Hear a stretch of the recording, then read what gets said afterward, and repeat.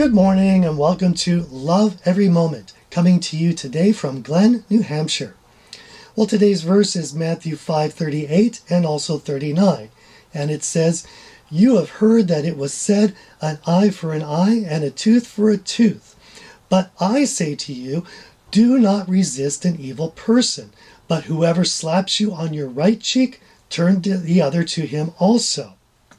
Now, it's funny that non-Christians know at least these two phrases, an eye for an eye, and also the phrase turn the other cheek. And they even use that in their daily language sometimes. They may not know the idea behind it, but they latch on to these two concepts, at least somewhat. Now remember that this comes in the section of Jesus showing, here's the letter of the law, but I want to go to a higher calling, to the heart of the law, the love of the law. So it is true, in the law, it did say an eye for an eye and a tooth for a tooth. But this is often misunderstood as a demand that if someone knocks out my tooth, I have to knock out their tooth. The idea in the Old Testament was a limit, because humans want to pay back more. If you knock out my tooth, I'm going to kill you. And it was to pull that down, to at least keep down the vengeance part. Now Jesus goes to a higher calling and says, let's just end the escalation right here. Again, if someone slaps me on the cheek, I'll say, well, I'll punch you back. And then they'll say, well, I'll get out a knife. And it escalates. Let's put an end to the escalation and let love rule the day. Because my love for you is greater than any slap you can give me. So that's the idea of Jesus' higher calling. Let's look at a cross-reference here in Romans 12:17. It says, never pay back evil for evil to anyone. Respect what is right in the sight of all men. If possible, so far as it depends on you, be at peace with all men.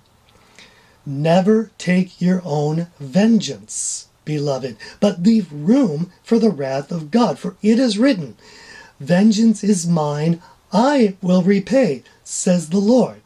So remember, vengeance is God's business. Humans aren't good at it because we want to take more vengeance than we should, and we don't leave room for mercy. But He's a God of mercy, and His judgment is pure.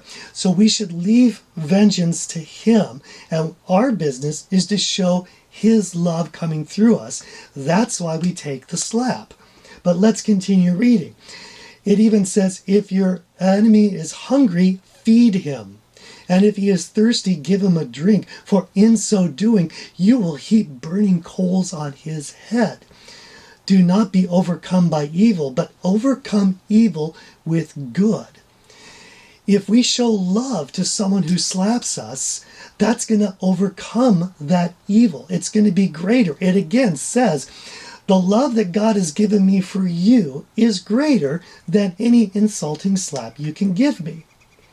Now, some people ask, and this is legitimate, doesn't that make Christians a bit of a punching bag? Is that a good thing? And that's a good question.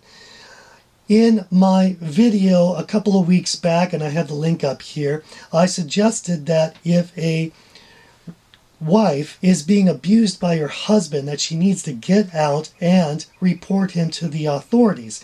The reporting is not to get him in trouble. It is not to take vengeance. It's to get him the help he needs. It's a loving act.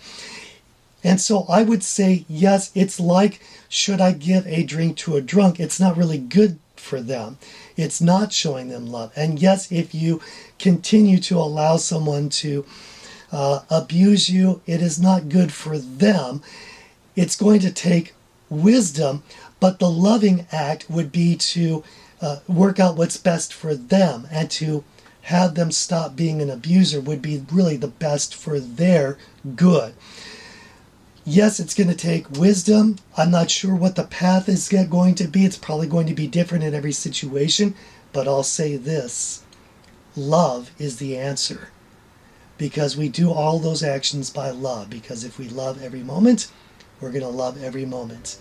I'm your average wretch, and I hope you have a good week.